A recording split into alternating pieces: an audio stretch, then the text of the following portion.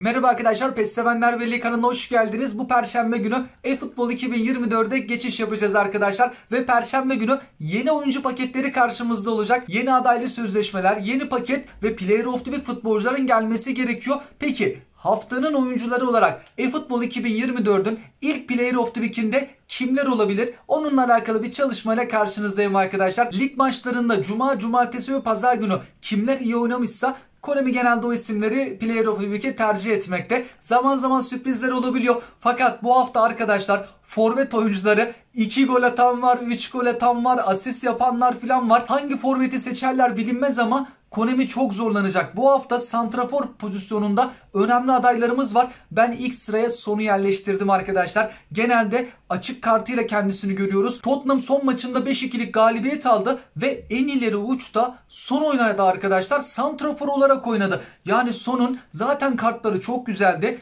Bir de santrafor olarak gelirse oyun tarzı belki fırsatçı golcü falan da olabilir. Çok iyi bir oyuncu kartı karşımızda olabilir arkadaşlar. Beni çok heyecanlandırdı. Hem santrafor olması hem de Son gibi önemli bir ismin gelecek olması. Elinde olmayana çıkmasını öneririm. Çünkü eFootball oyunundaki en iyi kanat oyuncularından bir tanesi. Çalım var. Hız konusunda da kötü değil. Bitiriciliği çok iyi. Falso da vurur. Gelişine de vurur. İki tarafta da oynayabilir. Santrafor'da da oynayabilir. Sağ açık, sol açık. Ceza sahasına girerken şut çekeriz. İçeride çekeriz. Birçok özelliği oyunda iyi. Ben eFootball'dan önce PES zamanında pek Son'la oynamazdım ama eFootball'da çok fazla oynadım Son'un birçok kartıyla. Benim en beğendiğim kanat oyuncularından bir tanesi. İkinci büyük aday ise Erling Haaland. Fakat Erling Haaland geçen hafta Manchester City paketiyle gelmişti arkadaşlar. Ama gelmeyi çok hak ediyor. 3 gol 1 asist. Normalde Player of the Week'te bu istatistikleriyle görmemiz lazım kendisini. Gollerinden bir tanesi penaltı olsa da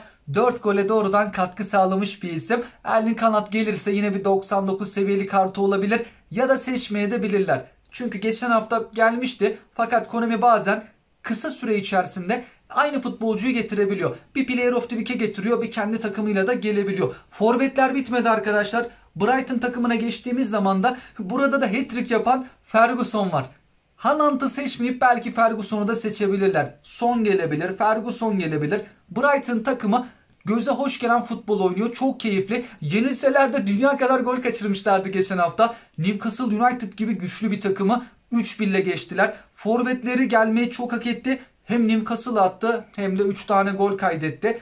West Ham United'ın deplasmanda 2-1'lik galibiyeti var. Bu maçta stoper futbolcusu Zuma 1 gol attı. 1.90 boyunda, 28 yaşında, 96 kilo. Fiziksel yönden güçlü bir stoper futbolcusu ama seviyesini yükseltmeleri lazım getirirlerse. Liverpool takımı 3-0'lık galibiyet aldı arkadaşlar. Yani ben burada kararsız kaldım. Tercih etmeyebilirler. Gol yemedi ama kalesinde de öyle çok fazla şut da görmemişti. Her ne kadar 3-0'lık bir skor olsa da bu maçı Konami pasta geçebilir arkadaşlar. Arsenal takımı da çok ilginç maç oldu. 1-1 iken Manchester United son dakikalara doğru gol attı. Offside'a takıldılar. Yani 2-1 öne geçiyordu neredeyse Manchester. 88 falandı galiba. Garnacho oyuna sonradan girip atmıştı. Sonrasında Arsenal peş peşe goller attı. Hatta bazı taraftarlar stadı terk etmişti maç 1-1 bitecek diye. Arsenal gol attı. Yetmedi, en son artık uzatmanın uzatmasında galiba 8 dakikalık uzatma vardı.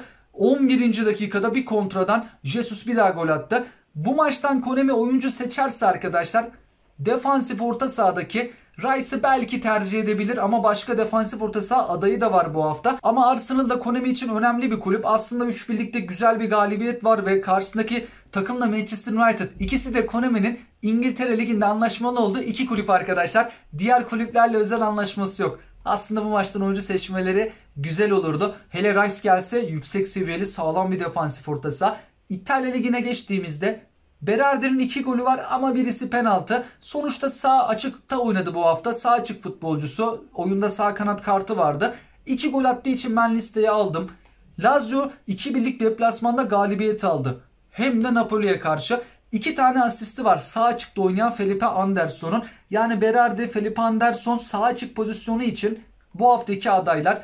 Atalanta'nın 3-0'lık galibiyeti var. Şimdi forvet futbolcusu Scamacca 2 gol attı. Normal bir zamanda aday olabilirdi. Fakat bu hafta 3 gol atanlar o kadar fazla ki Yani onu seçmeyebilir forvet oyuncusunu. Belki farklı bir oyuncu tercihinde bulunabilir. Belki kalecisini de seçebilir. Inter takımı da farklı galibiyet aldı. Maça damgasını vuran isim Lautaro Martinez. Ama dediğim gibi o kadar santrafor var ki arkadaşlar. Yani Konami Lautaro Martinez'i de seçebilir.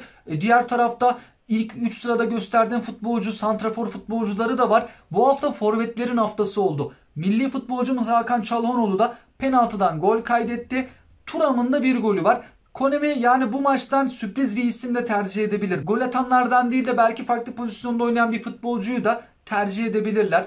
Barcelona takımına geçtiğimiz zaman 2-1'lik galibiyet var. Stoper pozisyonunda oynayan Kunde bir gol kaydetti. Bazı maçlarda sağ bekte görsek de kendisini, bu maçta stoperde oynadı. Olur da gelirse stoper kartıyla gelecek ama sağ bekte de kullanabileceğimiz bir futbolcu. Real Sociedad Granada maçında 8 gol var. 5-3'lük bir galibiyet ve burada Japon futbolcu Kubo'nun 2 asisti var. Sağ açık pozisyonundaki en önemli adaylardan bir tanesi Kubo. Bir yandan da Mendes var arkadaşlar. Belki Konami Kubo'yu tercih etmezse bu maçta Mendes göbek futbolcusu, çok yüksek seviyeli değiller ama 2 asist yaptı. Bu iki isimden birisini Konami tercih edebilir. Alman ligine gittiğimizde Bayern Münih 2-1'lik galibiyet aldı. Burada Kimmih'in 2 tane asisti var. Güzel bir defansif orta saha. Sağ bekte oynar, göbekte oynar, ofansif orta sahada oynar. Birçok pozisyonda oynayabilen bir isim. Kimmih'in bu hafta gelme ihtimali var arkadaşlar. Ya Arsenal takımından Rice, o da bir gol attı hem de takımını 2-1 öne geçirdi. Ya da Kimmih. 2 tane yüksek seviyeli defansif orta saha bu hafta dikkat çekiyor. Fransa Ligi'ne geçtiğimizde Paris Saint-Germain deplasmanda 4-1'lik galibiyet aldı. Bu hafta Paris Saint-Germain'den Mbappe yer almakta. Mbappe'miz elimizde belki olabilir, farklı kartları olabilir. Bu hafta da goller attığı için form durumu A olarak devam edecek arkadaşlar. Formu çok iyi bu haftada. Peki bu maçtan kim gelebilir? Normalde Asensio gelir arkadaşlar. Fakat Asensio da bu hafta santraforda oynadı. O kadar santrafor var ki Asensio'nun da santrafor kartı çok ilginç olurdu. Aynı son gibi bir gol bir asist yaptı Asensio. Dediğim gibi rakipleri çok güçlü. Bir Erling Haaland var, 3 gol bir asist yapan, hat-trick yapan Brighton'ın forveti, Tottenham'ın forveti, son filan. Yani Asensio'nun ihtimali birazcık düşüyor. Hakimi, ikinci sıradaki adayımız da sağ bek pozisyonundaki Hakimi. Sol bekte de oynar, sağ bekte de oynar. Yüksek seviyeli kartları oluyor oyunda. Gelirse güzel kartlardan bir tanesi. Monaco takımının 3-0'lık galibiyeti var. Burada sol bek diye kartı olan futbolcumuz Henrique sol kanat olarak oynadı.